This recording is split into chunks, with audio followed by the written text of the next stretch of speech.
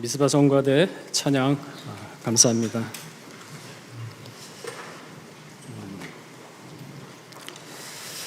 전도서 3장에 보게 되면은 만사에 때가 있다라고 기록을 하고 있습니다. 날 때가 있으면 죽을 때가 있고, 심을 때가 있으면 심은 것을 뽑을 때가 있으며, 죽일 때가 있고 치료시킬 때가 있으며, 헐 때가 있고 세울 때가 있으며, 인생 만사 모든 일에는 이처럼 때가 있습니다. 때, 사전적 의미를 찾아보니까요, 특정한 시점, 또한 시기, 상황, 기회라는 의미를 내포하고 있습니다. 기회라는 관점에서 때를 보게 되면은 카이로스와 크로노스로 구분을 할 수가 있습니다. 크로노스, 흐르는 시간, 연대기적 시간, 그러니까 여러분들이 시계를 보게 되면은 24시간, 또한 달력도 하루 이틀 이렇게 기록이 되어 있지 않습니까? 그런 물리적인 시간을 지칭할 때 크로노스라는 단어를 사용을 합니다. 그러나 또한 카이로스라는 의미도 가지고 있습니다. 질적인 시간, 결정적인 순간, 기회의 시간을 의미합니다. 갈라디아 4장 4절 말씀에 보게 되면 예수님은 때가 참에 오셨다라고 기록을 하고 있습니다. 때가 찼기 때문에 예수님이 오신 것이지 그저 임의적으로 마음대로 오신 것은 아닙니다. 율법의 시대 때 오셨습니다. 다시 말하자면 구약 역사의 마지막을 매듭 짓기 위해서 남자 없이 여자의 몸에서 성령으로 태어나신 것입니다. 당시의 시대 상황은 어떻습니까? 평안하다, 안전하다 할 때가 아닙니다. 로마 시대의 신민압제 상황에 그 시대에 예수님이 오신 것입니다. 나라의 군사권은 없죠. 외교권도, 그 모든 주권도 빼앗긴 아주 그야말로 무력한 시대에 때가 참에 오신 것입니다. 정치적, 사회적으로 혼돈과 불안 상황이 계속되는 시대에 예수님이 오신 것입니다. 어떤 시대입니까? 폐륜과 폐역의 시대였습니다. 자신의 왕권에 위협이 된다고 판단하여 2살 아래 젖먹이 어린아이를 모두 학살하는 극악 무도의 시대였습니다. 한 나라의 지도자는 자기 동생의 아내 제수를 빼앗아 아내로 삼고 그야말로 윤리와 도덕이 완전히 무너져버린 폐륜의 시대. 그 폐륜을 지적하는 선지자를 목을 베어서 쟁반에다 담아다가 자기의 딸에게 건네주는 그러한 시대에 예수님이 태어나신 것입니다. 그 말씀이 마태복음 14장에 기록되어 있습니다. 법이 없습니다. 윤리와 도덕이 완전히 무너졌습니다. 공의가 사라졌습니다. 오직 추악한 권력으로 억압하고 그야말로 무전유죄가 만연한 시대에 예수님이 때가 참에 오신 것입니다. 정치적으로도 굉장히 불안합니다. 50년간 26명의 황제가 대부분 암살을 당하였고 음란과 간음이 너무나도 난무했던 로마 시대. 지도층은 날마다 향락적 축제와 오락을 낙으로 삼고 살아가고 있는 시대. 사람을 콜로세움에 잡아놓고 며칠 동안 굶주린 사자를 풀어놓아 잔인하게 찢겨 죽는 모습을 보고 웃고 마시고 하는 시대. 사도 요한은 로마 시대에 계시록을 기록을 했는데 보게 되면은 세계 열방이 음녀의 포도주에 취했다라고 기록을 하고 있습니다. 그것은 당시 로마 시대의 한 단면을 기록한 것이기도 합니다. 이처럼 예수님은 평안하다, 안전할 때 할 때 오신 것이 아닙니다. 악이 하늘을 찌를 때 그때 오신 것입니다. 그러나 우리가 알 것은 세상이 악할수록 그리스도인들은 점점 더 흥황해 가고 은혜는 더한다 그랬습니다. 이제 말할 수 없는 그야말로 이 로마 시대 같은 폐역의 시대가 오지 않는다고 누가 장담을 하겠습니까? 지금 대한민국 공의가 있을까요? 정의가 살아있을까요? 힘을 가진 자의 불법과 탈법으로 나라의 질서가 지금 무너지고 있습니다. 시스템이 붕괴가 되고 있죠. 폐영무도한 일들을 일일이 다 차마 말로 다 할 수가 없을 뿐더러 나라의 근간이 지금 흔들리고 있지 않습니까? 과거 역사에도 이러한 폐륜의 시대, 폐역의 시대는 어느 때나 있었습니다. 하박국 1장 2절에서 4절을 보게 되면요, 내가 강포를 인하여 외쳐도 주께서 구원치 아니하시나이다. 나로 간악을 보게 하시며 폐역을 목독해 하시나이까. 겁탈과 강포가 내 앞에 있고 변론과 분쟁이 일어났나이다. 율법이 해이하고 공의가 아주 시행되지 못하오니 이는 악인이 의인을 에워쌌으므로 공의가 굳게 행하니이다. 악인이 얼마나 많은지, 그 권력이 얼마나 센지 의인을 둘러쌌기 때문에 의인이 바른 소리를 못합니다. 그러니까 공의가 제대로 시행이 되지 않죠. 이러한 시대의 하박국은 하루속히 하나님이 심판을 하셔서 바로 잡아주기를 원하는 마음에 하나님께 간절히 기도를 올렸습니다. 그런데 하나님은 응답이 없으세요. 아무리 외쳐도 답이 없습니다. 공의의 하나님이 어찌 이 폐악무도한 세대를 보고 계십니까? 악을 멀애하고 하나님의 공의를 행해 주시옵소서. 기도를 했는데 답이 없어요. 우리가 생각을 하죠. 세상이 악하다. 야, 사형제도를 부활을 하면은 좀 세상이 나아지지 않겠느냐. 사람이 겁을 먹고 그래도 죄를 짓지 않겠느냐. 과연 그럴까요? 그렇지 않습니다. 법망을 피해서 더욱더 범죄는 교묘해집니다. 죄의 문제를 해결하는 방법은요, 사형제도가 아닙니다. 복음입니다. 복음이 사람들의 마음에 비추고 그리스도 십자가가 그 마음 가운데 비출 때, 그 사람이 십자가를 붙여봤을 때 그때 바뀌게 되는 것입니다. 성령의 말씀으로 자신의 본 모습을 제대로 보게 합니다. 십자가 앞으로 달려나가게 하지 않느냐. 사회의 악은요, 사형제도로서도 없앨 수가 없습니다. 그래서 우리 그리스도인들이 생활 가운데 빛과 소금의 역할을 하라, 자기 신앙의 사명을 감당하라 하고 말씀을 하고 있는 것입니다. 근데 지금 보세요. TV나 보세요. 죄 지은 사람들이 전부 기독교인들이에요. 기독교인들이 너무나도 많습니다. 죄 짓고 살고. 그러니까 하나님의 이름을 망령되게 하는 것도 모르고 삽니다. 아니, 교회에서 그러면은 그분들이 교회 왔을 때 가르쳐 줘야 될 거 아닙니까? 그것은 죄다. 그렇게 하면 안 된다. 올바른 신앙, 올바른 양심을 가르쳐 줘야죠. 교회도 한 통속이 다 됐잖아요. 뭐 옳은 소리랍니까? 디모데전서 6장 12절에 믿음의 선한 싸움을 싸우라, 그리고 영생을 취하라 그랬습니다. 이를 위하여 너희가 부르심을 입었고 많은 증인 앞에서 선한 증거를 증거하였도다 그랬습니다. 우리가요, 선한 싸움을 싸우고 영생을 취하기 위해서 부르심을 받았답니다. 빛과 소금의 역할을 해야죠. 선한 싸움을 싸워야죠. 믿음의 선한 싸움을 싸워서 영생을 쟁취해야죠. 히브리 12장 4절에 뭐라 그랬습니까? 너희가 죄와 싸우되 아직 피 흘리기까지는 대항치 아니하고, 죄와 싸우되 피 터지게 싸워서 영적 싸움을 해서 이겨야 되는데 적당히 거리를 둡니다. 피 흘리기까지 안 싸웁니다. 분리하면 피합니다. 기독교가 들어선 국가 중에 왜 다 부흥을 했는지 우리 다 알고 있지 않습니까? 우리는 한 목소리로 얘기를 합니다. 하나님이 축복을 해주셨기 때문에 발전했다. 맞는 얘기죠. 그러나 하나는 알고 하나는 모르는 것입니다. 이사야 40장 31절에 보게 되면은 오직 여호와를 앙망하는 자 새 힘을 얻으리니 독수리의 날개치며 올라감 같을 것이요 다른 박질하여도 곤비치 아니하겠고 걸어도 피곤치 아니하리라.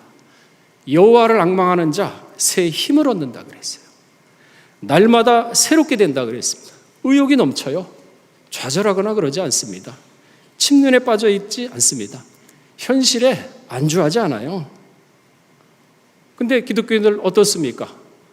힘들고 어려운 일 닥쳤을 때 하나님께 기도 열심히 합니다. 잘합니다. 그러고는 뒷짐지고서 하나님이 알아서 해주실 거야 하면서 감나무 밑에서 입 벌리고 있듯이 감 떨어지길 바라고 있습니다. 믿고 나가야죠. 야고보 뭐라 그랬습니까? 행함이 없는 믿음은 죽은 믿음이라 그랬어요. 안 합니다. 기도만 하고 하나님이 다 알아서 해주실 거야. 그게 바로 병폐예요. 병폐. 기복신앙에 머물러 있는 겁니다. 기복신앙. 믿음대로 움직이지 않습니다. 행함이 없는 믿음은요, 죽은 믿음이라 그랬어요. 그러니까 여러분들, 하나님이 나와 함께 하신다. 기도하고 마음 가운데 하나님의 평안을 준다 그러면 믿고 나가시면 돼요. 믿고 나가세요.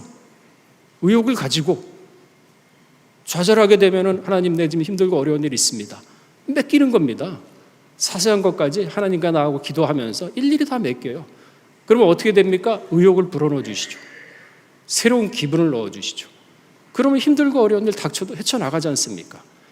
빚이 뭐 한 몇 억이 있다. 아예 한 갈증씩 걸어나가서 갚으면 되고, 집에 풍지박산이 났다. 뭐 하나씩 기도하면서 헤쳐나가면 되고, 뭐 가족이 뭐 암이 걸렸다. 기도하고 맡기면 되죠. 다 무너집니다. 그 하나님 왜 믿습니까? 믿고 나가려며. 여러분 요즘 일론 머스크하고 트럼프가 막 싸운다고 뉴스에 도배를 하고 있는데, 일론 머스크 회사에서는요 뭐라 그러냐면은 이거는 안 되겠는데요 라는 말이 없답니다. 그런 말하는 사람은 당장 자른답니다. 도전 정신이 없다는 거죠. 그러니까 그 회사 문화는 어떻게 되냐면은 우리가 봐도 분명히 안 될 것 같아. 그런데 이거 한번 해보겠습니다. 그래 한번 해봐. 그게 그 회사의 문화랍니다. 자 보세요. 세상에서도 이처럼 자기 신념 가지고 도전 정신 가지고 사는 사람도 있어요. 하물며 그리스인들이 그 자리에 주저앉아 가지고 신세한탄하고 하나님이 해주시겠지 움직이지도 않고 패배주의에 사로잡혀서 그런다 그러면 무슨 일이 일어나겠습니까? 아무 일도 안 일어나요. 그냥 현실을 안주하는 겁니다. 그저 다람쥐 쳇바퀴 돌듯이 빙빙 돌듯이 그날이 그날이고 삶이 무미건조합니다. 그렇게 살다가 나중에 허무하게 죽잖아요. 후회밖에 더 남습니까? 빌립보서 4장 13절에 뭐라 그랬습니까? 내게 능력 주시는 자 안에서 내가 모든 것을 할 수 있다 그랬어요. 본인이 한다는 게 아니에요. 능력 주시는 자 안에서 누구를 의지하라? 하나님을 의지하라. 잠언서 3장 6절에 뭐라 그랬습니까? 범사의 주를 인정하라. 그리하면 내 길을 지도하시리라. 아니 이 말씀 믿고 나가는 게 그리스도인이지 왜 자기 생각으로 믿고 자기 경험으로 안 된다고 주저앉습니까? 기복신앙 갖지 마세요. 교회에 나오는 것은 올바른 신앙을 갖고 영혼이 잘 되기 위해서 구원받기 위해서 나가는 거지 교회 가면 부자 된다, 돈 번다 그게 아니에요. 벌써 순서가 틀렸습니다. 마태복음 6장 33절에 뭐라 그랬습니까? 너희는 먼저 그 나라와 그 의를 구하라. 먼저 그 나라와 그 의를 구하라 그랬어요. 그러면 어떻게 한다고? 이 모든 것을 더한다 그랬어요. 아니 하나님이 바보입니까? 우리가 필요한 걸 모르겠습니까? 우선순위를 알려주는 거 아니에요. 영혼이 잘 되면 범사에 잘 된다 그랬거든요. 이제 시간이 지날수록 진짜 점점 힘들어지는 세상이 다가오죠. 많은 사람들이 놀랄 겁니다. 그러나 한순간에 오지는 않죠. 신압으로 알게 모르게 옵니다. 뒤돌아보면 자기가 어디 왔는지 그때서 알게 되죠. 이 기독교의 역사는요, 보게 되면 탄압과 핍박 아래서 기독교 역사는 부흥해 왔습니다. 탄압과 핍박 아래서 번성해 나갔다는 것을 알 수가 있습니다. 예수님이 부활 승천하신 후에 로마의 종교 탄압이 아주 극심해졌죠. 주전 64년 로마 대화재가 일어났습니다. 이 화재 때 그 황제가 뭐라 그랬냐면 기독교인들의 소행이라고 누명을 씌워가지고 엄청나게 많은 기독교인들이 희생당했지 않습니까? 콜로세움의 사제밥으로 얼마나 많은 사람들이 희생됐겠습니까? 그리스도인들은요, 그럼에도 불구하고 광야의 동굴에 숨습니다. 그리고서 신앙생활을 유지해 나갑니다. 오히려 더 환난과 핍박 속에서 신앙이 더 단단해져 갔습니다. 견고해졌습니다. 그리고 그 신앙은 끊임없이 후대에 전파되어 갔습니다.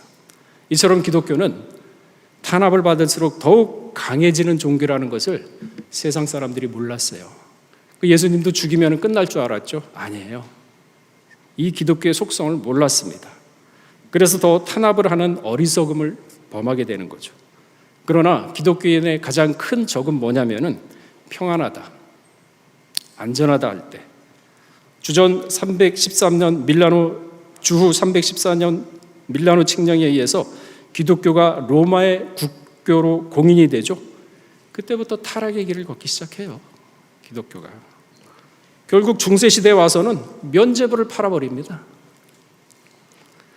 교회는 자생할 수 없을 정도로 완전히 무너지고, 그래서 등장한 게 개신교입니다. 하나님은요 절대 손해 안 보세요. 개신교가 등장하잖아요. 그래서 지금의 기독교의 발판이 된 거 아니겠습니까? 마지막 때 하나님의 큰 심판도요, 큰 환난 가운데 이기고 나오는 사람들이 구원을 받는다 그랬어요. 계시록 7장 13절에 그 말씀이 있습니다. 큰 환난, 그 가운데서 이기고 나온 사람이 구원을 받는다 그랬어요. 큰 환난 가운데 이기고 나온 자들, 어린 양의 그 옷을 씻어 희게 한 자들이라 그랬습니다. 신앙이 희어야 됩니다. 양심이 깨끗해야 됩니다. 삶이 올바라야 되죠. 좌우로 치우치지 말고 오직 하나님의 말씀을 믿고 그 말씀에서 이탈하지 말아야 되죠. 다니엘 12장 10절에 많은 사람이 연단을 받아 스스로 정결케 하며 희게 할 것이나 그랬습니다. 여러분, 신앙은요 누가 시켜서 하는 게 아닙니다. 많은 환난과 연단을 통해서 자기 스스로 그 과정을 갖다가 이기고 견뎌내고 헤쳐나가면서, 그러면서 장성해지고, 그러면서 희게 만드는 겁니다. 누가 신앙을 희게 만들어줍니까? 본인이 만드는 거예요. 그러기 위해서는 많은 환난이 있겠죠. 대한민국도 많은 환난이 올 겁니다. 그 과정 속에서 좌절하고 기복신앙발하고 주저앉고 좌포자기하고 아무 발전 없습니다. 신앙이 퇴보하고 맙니다. 히브리 12장 8절에 뭐라 그랬습니까? 징계는 다 받는 것이거늘 너희에게 없으면 사생자요 참 아들이 아니니라 그랬습니다. 징계는요 믿는 사람이나 믿지 않는 사람에 똑같이 받습니다. 다 피하지 않아요. 그게 없으면요 사생하라 그랬어요. 우리 옛말에 그런 말도 있죠. 젊어서 고생은 사서도 한다. 그러니까 말 속에 뼈가 있다고 참 깊은 의미가 숨어 있지 않습니까? 우리 육신의 아버지도 진정으로 자기 자녀를 사랑한다면요 경험을 많이 하게 합니다. 그리고 고생도 시킵니다. 진정으로 사랑하는 사람, 젊었을 때 어렵고 힘든 일도 겪게 만듭니다. 그러면서 스스로 자립심도 키워주고, 그러는 가운데 협동심도 키워줍니다. 공동체 의식을 심어주죠. 그러면서 한 사람의 올바른 신앙의 인격체로 만들어갑니다. 이게 육신의 아버지도 이럴진데, 하물며 내면의 가치, 영적인 성숙함을 하나님이 바랄 때 이러한 환경을 통해서 단련 안 시키겠습니까? 없으면 사생하라 그랬어요. 없는 게 더 위험한 겁니다. 요즘 보세요. 물질이 하나님이 된 시대죠. 내면의 인격이고 뭐고 다 필요 없습니다. 요즘 세상 사람들. 그저 내 가족, 내 자식을 위해서라면 불법, 탈법을 해서라도 그렇게 자기 가족, 자기 자녀 불법, 탈법해가지고 유리하게 하지 않습니까? 극도의 이기주의 세상을 여러분 지금 우리가 살고 있는 거예요. 우리가 알 것은 소돔과 고모라의 멸망 원인이 뭐냐면 바로 이러한 극도의 이기주의가 멸망의 원인이라고 에스겔 16장 48절에서 50절에 기록하고 있지 않습니까? 제가 한번 봉독하겠습니다. 나 주 여호와가 말하노라. 내가 나의 삶을 두고 맹세하노니 내 아우 소돔 곧 그와 그 딸들은 너와 내 딸들의 행위같이 행치 아니하였느니라.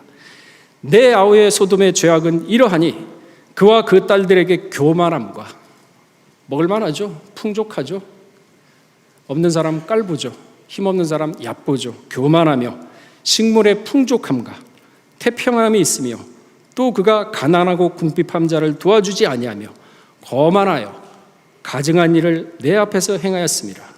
그러므로 내가 보고 곧 그들을 없이 하였느니라. 이게 멸망 원인이에요. 왜 이 자리에 들어가려고 그럽니까? 나와야죠. 분리가 되어야죠. 지금 때는요, 이제는 신앙의 장성함을 이루어 나갈 때입니다. 언제까지 기복신앙 바라고 언제까지 젖이나 먹고 단단한 식물을 못 먹으면 뭐 무슨 발전이 있겠습니까? 믿음의 진보를 이루라 그랬는데, 이제는요, 각자 신앙은요, 분리의 역사가 일어나지 않으면 안 됩니다. 많은 환난을 통해서 스스로 희게 해야 될 때입니다. 환난 왜 두려워합니까? 맹자의 등문 공화에 보면은 이러한 말이 있습니다.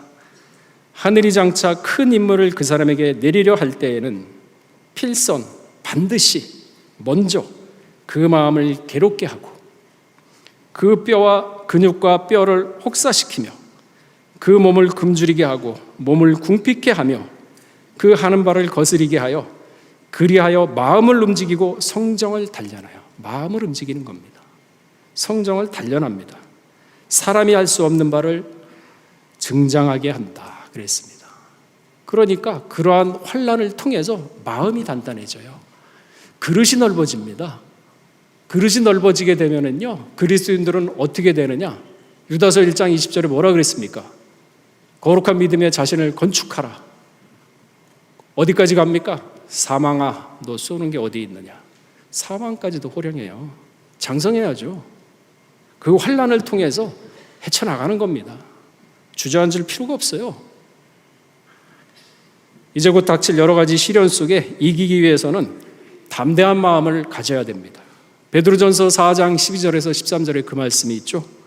사랑하는 자들아, 너희를 시련하라고 오는 불시험을 이상한 일 당하는 것 같이 이상히 여기지 말랍니다. 오늘 얘기 들었으니까 명심하세요. 마음 신비에 새겨두세요. 이런 환난이 온다 그랬지. 그때는 이상하게 여기지 말라 그랬지. 유비무환이죠. 오직 너희가 그리스도의 고난에 참여하는 것을 즐거워하라. 이는 그의 영광을 나타내실 때에 너희로 즐거워하고 기뻐하게 하려 함이라. 보상이 있답니다. 보상이. 계시록 2장 10절에는 내가 장차 받을 고난을 두려워 말라. 볼지어다 마귀가 장차 너희 가운데서 몇 사람을 옥에 던져 시험을 받게 하라니 너희가 10일 동안 환난을 받으리라. 내가 죽도록 충성하라. 그리하면 생명의 면류관을 내게 주리라. 충성하랍니다. 환난이 온다 하더라도 저버리지 말고. 잠언서 17장 3절에 도가니는 은을, 풀무는 금을, 여호와는 마음을 연단하시니라. 당신의 사랑하는 자녀는요, 마음 연단시켜요. 단단하게 만듭니다. 죽음이 와도요, 비웃게 만들어요. 그 정도로 키웁니다. 사랑하는 자는. 사랑 안 하는 자는 버립니다. 무관심해요. 사생합니다. 환난의 관점이 우리 하나님의 아들, 딸들은 달라져야 됩니다. 세상 사람들의 관점을 보고 환난에 대해서는 안 됩니다. 그 환난, 마음이 단단해져야죠. 이 풍년의 시대죠. 지금은 말씀의 풍년의 시대입니다. 이 풍년의 시대, 편안하다 안전하다 할 때 가난의 혼인잔치의 기적이 여러분 각자에게 일어나지 않으면 안 됩니다. 예수님이 공생에 시작할 때 가나 혼인잔치에서 맹물로 포도주를 만드신 이적을 보이시면서 출발했다고 요한복음 2장에는 말씀을 하고 있죠. 혼인집에 술이 다 떨어졌습니다. 그러자 예수님의 어머님이 예수님께 오셔가지고 포도주가 없다고 하니 예수님 뭐라 그랬습니까? 여인여, 나하고 무슨 상관이냐?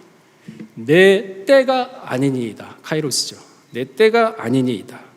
근데 어머니는 개의치 않으셨어요. 하인에게 이르기를 너희에게 무슨 말을 하든지 그대로 하라 하고 하인들에게 당부하고 떠났습니다. 근데 내 때가 안 됐다 그랬는데 예수님은 6개의 항아리에다가 물을 채우라 그랬습니다. 맹물입니다. 맹물. 그리고 나서는 다른 말씀 안 하셨어요. 채우고 나서 야, 가서 떠서 갖다 주라. 그러니까 질 좋은 포도주로 바뀐 것입니다. 손님들은 이 질 좋은 포도주에 아주 만족을 하고 주인을 아주 칭찬을 했습니다. 무엇을 얘기합니까? 맹물과 같은 인간, 우리 같은 인간, 무미건조한 인간이 주의 말씀으로 새롭게 빚음을 받을 때 질 좋은 포도주로 바뀌는 것입니다. 카이로스의 때가 되는 것입니다. 최상의 포도주가 되는 것이죠. 전인격적으로 말씀화되는 것입니다. 그때 비로소 하나님께서 원하는, 그 사람에게 원하는 때가 되는 것입니다. 평안하다 안전하다 할 때 가나안의 혼인잔치처럼 바뀌지 않으면 안 되죠. 오늘 본문 말씀해 보게 되면 뒤를 돌아보지 말고 산으로 도망가라 그랬습니다. 돌아보다 무슨 뜻입니까? 첫째, 돌아보다 과거에 얽매여서 앞으로 나가지 못하는 자를 말합니다. 과거에 얽매여 있어요. 내가 왕년에 어땠는데 야 지금은 내가 이렇게 돼 있어. 예전엔 그래 내가 잘 나갔어. 그 과거 얘기하면 뭐예요? 이생의 자랑이나 하고 있는데 그거 다 육신에서 나왔다 그러잖아요. 믿음은 진보입니다. 마지막 때 과거에 얽매이는 자들, 그러니까 롯의 아내 때, 롯의 때라 그랬죠? 롯의 아내 뭐라 그랬습니까? 뒤를 돌아봤거든요. 뒤를. 롯의 아내는 뒤를 돌아보면서 소금기둥이 됐어요. 롯은 분명히 아브라함의 조카로서 갈대와 우르에 같이 나왔습니다. 이방 땅에서 동고동락하면서 롯은 고생을 말도 못하게 했어요. 온 가족이 심지어는 전쟁 포로로 잡혀가서 노예로 팔려갈 위기에 놓여 있었습니다. 그러나 아브라함이 318면의 가신을 데려가가지고 구출해 왔죠. 이처럼 생명의 위협을 느끼면서 엄청난 재산을 모았어요. 아브라함과 같이 구할 수 없으니까 떠나가지고 소돔과 고모라로 갔거든요. 그 정도로 재산을 많이 모았습니다. 근데 천사가 하루아침에 와가지고 야 여기 망한다, 심판한다, 빨리 나가라. 심판의 소리를 듣고 나왔습니다. 근데 롯의 아내는 그 재산이 아까웠어요. 도저히 마음에선 분리가 안 됐습니다. 떨어뜨리질 못했어요. 그래서 돌아왔거든요. 누가복음 17장 31절에서 33절에 뭐라 그랬습니까?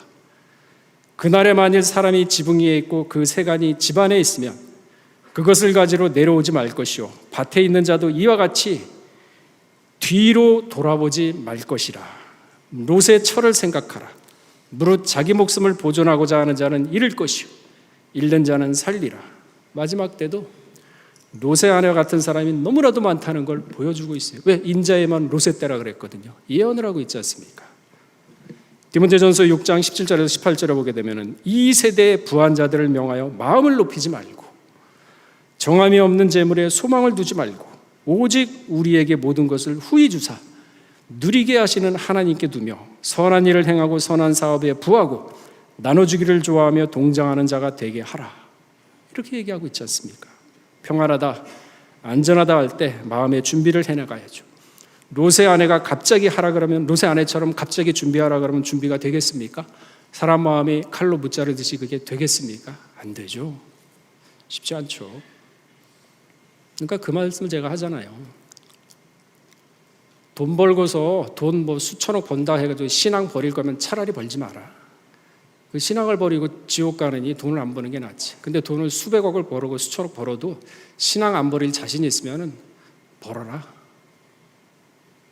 그 나라와 그 의를 먼저 구해야죠. 자기 마음을 자기가 다스려야죠. 누가 다스립니까? 편하다 안전할 때 그러한 가치관과 그런 신앙의 정립을 세우셔야죠. 신앙은 뒤를 돌아보는 것이 아닙니다. 사도 바울이 말했죠.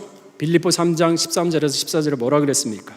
형제들아 나는 아직 내가 잡을 줄로 여기지 아니하고 오직 한 일, 즉 뒤에 있는 것을 잊어버리고 앞에 있는 것을 잡으려고 표대를 향하여 그리스도 예수 안에서 하나님을 위하여 부르신 부름의 상을 위하여 쫓아간다. 사도 바울은요 오직 예수 그리스도만 바라보고 갔어요. 그분이 어떤 분입니까? 죽은 사람 살렸습니다. 병자 고쳤습니다. 안징뱅이 일으켰습니다. 그런 사람이에요. 심지어는요 사도 바울이 사람을 고친 사람을 갖다가 살리니까 뭐라 그러면 신으로 여겼어요. 신으로. 그 말씀이 사도행전 14장에 있잖아요. 14장 8절에서 5절에 있지 않습니까? 누가 뒤어 방언으로 소리질러 가로되 신들이 사람의 형상으로 우리 가운데 내려오셨다. 사도 바울 보고 신이 우리 가운데 내려오셨다. 그 사람들이 다 주변에 있는 사람들이 놀랬어요. 오셨다여 반하는 쓸쓸하고 바울은 그 중에 말하는 자의 이므로 험해라 하더라. 성박 스스신당의 제사장이 소와 회관들을 가지고 대문 앞에 와서 무리와 함께 제사하고자 하니, 그러니까 사도 바울이 신으로 알고 신처럼 모시려고 제사하려고 제물을 가지고 오고 있는 거예요. 사도 바울이 그걸 봤거든요. 바나바하고 어땠습니까? 놀랬죠. 옷을 찢습니다. 옷을 찢고서 무리 가운데 뛰어들어갑니다. 그리고선 소리 질러서 뭐라 그러냐면은 나는 너하고 똑같은 사람이다. 어찌 이러한 일들을 하느냐. 너희와 나는 똑같은 성정을 가진 사람이다. 이게 사도 바울의 겸손의 마음 아닙니까? 요즘 보세요. 조금만 축교세 하면은 마치 자기가 그리스도인 양 그런 시대예요. 마태복음 24장 4절에서 5절 뭐라 그랬습니까?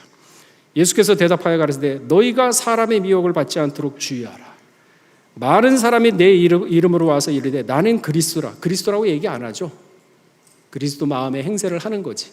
그러니까 이런 자를 얘기하는 거 아닙니까? 사도 바울은요 그러지 않았어요. 깨어있는 신앙이었습니다. 둘째, 들에 머물다. 들에 머물러서는 안 됩니다. 10대 재앙으로 애굽 출애굽을 할 때 7번째 재앙이 우박 재앙인데 이 우박 재앙이 어디에 내렸느냐? 들에 내렸다고 출애굽기 9장 19절에는 말씀을 하고 있습니다.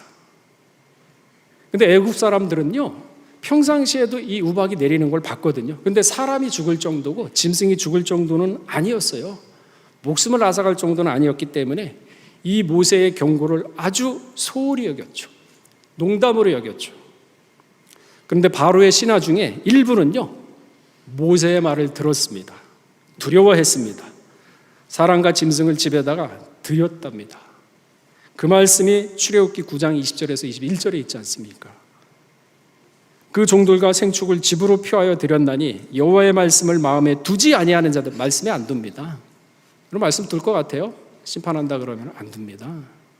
두지 아니하는 자는 그 종들과 생축을 들에 그대로 두었더라. 우박 재앙은요 왜 내렸느냐? 너희가 하나님의 말씀을 순종하는지 안 하는지 내가 보겠다. 시험한 겁니다. 그게 우박 재앙이에요. 생각해 보세요. 평상시에도 우박을 내렸는데 그렇게 농작물에 큰 피해를 입지도 않고 사람을 죽일 정도 아니었고 그런 자기가 살아왔던 경험을 가진 사람들이에요. 그러니까 그래서 사람들은 하나님의 말씀 두렵게 안 입습니다. 왜? 자기가 살아있기 때문에. 자기 십자가를 지고 너를 부인하고 자기 십자가를 지고 그거 아닙니다. 그 사람들한테는. 그러니까 들에 머물러 있어요. 들에. 들은 보호를 못 받습니다. 그러니까 우리 짧은 인생 중에 하나님의 말씀을 의지하는데 자기 경험, 자기 지식, 하나님의 말씀에 견주어서 하나님과 대결하라는 그러한 간과 같은 속성, 그게 바로 들에 있는 자거든요. 들은 하나님의 말씀을 불순종하는 자들이 머무는 곳이고 심판의 대상이 되는 곳입니다. 불신앙자들이 머무는 곳이 들입니다. 우리 평강의 성도는 들에 머물러서는 절대 안 되겠습니다. 셋째로 산으로 도망가요. 멸망을 면하라 그랬습니다. 산으로 도망가라. 노아의 방주가 홍수 심판 후에 아라랏산에 머물렀죠. 아라랏산은 심판 이후 죄악에서 구원받은 새 인류의 새 시작의 장소입니다. 창조와 타락과 회복에 있어서 구속 사이클의 순환 구조의 정점에 있는 장소가 바로 아라랏산입니다. 모세는 시내산에서 하나님의 계시의 말씀을 받았죠. 시내산은 애굽의 노예로서 신분을 벗어내고 선민으로서의 자격을 부여해주는 하나님이 임재하시는 거룩한 장소인 것입니다. 예수님도 인류 구원을 위하여 변화산에서 새로운 계획을 세우시죠. 또한 습관적으로 기도를 하러 올라가신 곳이 바로 겟셋만의 동산입니다. 마지막 우리는 시온산에 모두 올라가야만 합니다. 시온산은 새 예루살렘이라고 히브리 12장 22절에는 말씀을 하고 있습니다. 계시록 14장 1절에는 시온산에 어린 양이 섰다고 했습니다. 시온산은 택함 받은 자의 공동체, 하나님의 임재하는 여호와 삼마의 장소죠. 그렇다 그러면 여러분들이 진실로 온전한 성전이 되어서 여호와 삼마 하나님을 모시고 살고 있느냐? 지금 만일 하나님이 우리에게 물어본다면 저를 비롯해서 여러분은 어떠한 대답을 하시겠습니까? 여러분 양심의 대답을 하시면 됩니다. 저 역시 마찬가지고. 메네메네 대결 우발하신 재어보니까 아직 부족하다. 기회는 있죠. 알았기 때문에. 시편 18편 2절에 하나님 자체가 요새여 산성이라고 했습니다. 요한복음 1장 1절에는 말씀이 하나님이라 그랬습니다. 시편 61편 3절에는 주는 나의 피난처라 그랬습니다. 한마디로 얘기해서 말씀이 있는 사람이 피난처입니다. 여러분이 하나님 말씀을 마음 가운데 모시고 지키고 행하면서 살고 있느냐? 그렇게 산다고 하면 그 사람은 피난처예요. 어디를 가든지 보호를 해줍니다. 엘리야가 그랬지 않습니까? 그리시네가 거기에 머물렀는데 아무리 찾아도 못 찾았어요. 하나님이 보호하십니다. 거기에 뭐가 있습니까? 까만 떡과 고기를. 말씀이 있는 사람이 이렇게 보호를 해준다는 겁니다. 근데 무슨 물질에 얽매여가지고 물질의 인생의 목표를 삼고 그럴 이유가 뭐가 있어요? 자, 지금은 은혜 받을 만 때요, 구원의 날이라 그랬습니다. 말씀을 정리하겠습니다. 전 세계적으로, 대한민국도 대내적으로 이제 큰 시련이 닥칠 것입니다. 그러나 강하고 담대하라 그랬죠. 내가 세상을 이겼다 하신 예수님의 말씀을 마음속 깊이 새기면서 우리는 흔들려서는 안 되겠습니다. 흔들리지 않기 위해서는 평상시에 여러분의 마음을 다스려야죠.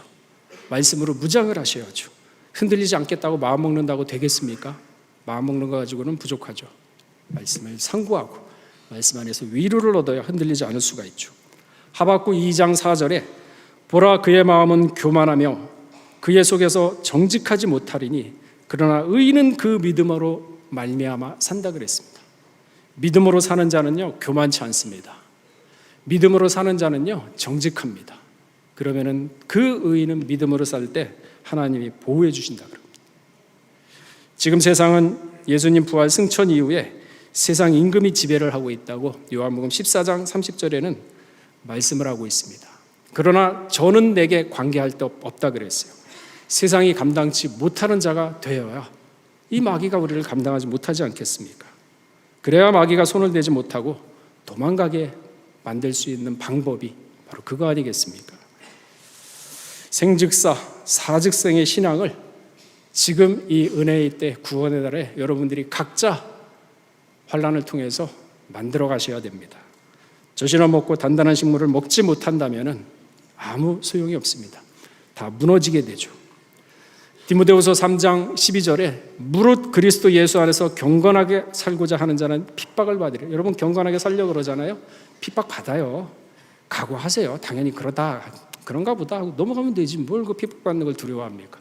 경건하게 사는 자 핍박 받는다 그랬어요. 이제 우리 평강의 성도들은 산으로 도망할 때입니다. 산으로 가는 것은 무엇이냐? 분리의 역사입니다. 분리의 역사. 마태복음 10장 37절에 아비나 어미를 나보다 더 사랑하는 자는 내게 합당치 아니하고 아들이나 딸을 나보다 더 사랑하는 자도 내게 합당치 아니하다 그랬어요. 이삭을 바친 아브라함의 신앙의 모습이에요. 이게 산으로 도망하는 자 도중에 절대 뒤를 돌아봐서는 안 됩니다. 가지고를 가지러 다시 내려가서도 안 됩니다. 가다가 들에서 잠시 멈춰서서는 더더욱 안 됩니다. 산으로 출발하기 전에 먼저 마음을 단단히 준비를 하셔야만 합니다. 그래야만 롯의 아내 같은 어리석한 우를 범하지 않게 되는 것입니다. 먼저 우상 숭배의 도시 갈대아 우리에서 분리해어 나오셔야 합니다. 산으로 가는 첫 걸음임을 명심하시고 주시는 때의 말씀으로 무장하시면서 전신갑주를 입으시면서 이 환난의 때를 능히 이겨서 신앙의 장성함을 이루는 우리 평강의 모든 가정이 되시기를 주의 이름으로 축원하겠습니다. 기도하겠습니다. 때가 악하니라 세월을 아끼라 그랬습니다. 아버지 하나님, 지금 이제 어떠한 환난이 올지 저희는 알 수 없습니다. 그러나 환난과 상관없이 저들은 내게 관계할 것이 없다 하였사오니 우리는 이 세상에 살아갈 때 먼저는 말씀을 가운데 모시고 이 세상과 분리됨으로 말미암아 어떠한 환난을 당하든지 스스로 정케하는 신앙의 장성함을 이루는 우리 평강 각 가정 될 수 있도록 은혜를 더하여 주시옵소서. 시마다 때마다 주의 성전에 나와서 하나님의 말씀을 듣고 양육받아서 전신갑주를 입음으로 말미암아 마지막 때를 준비하는데 조금도 부족함이 없는 우리 각 한 사람 한 사람 될 수 있도록 은혜를 더하여 주시옵소서. 모든 말씀 빌고 나올 때 존귀하신 예수 그리스도 이름 받들어 감사하며 기도 올렸사옵나이다. 아멘.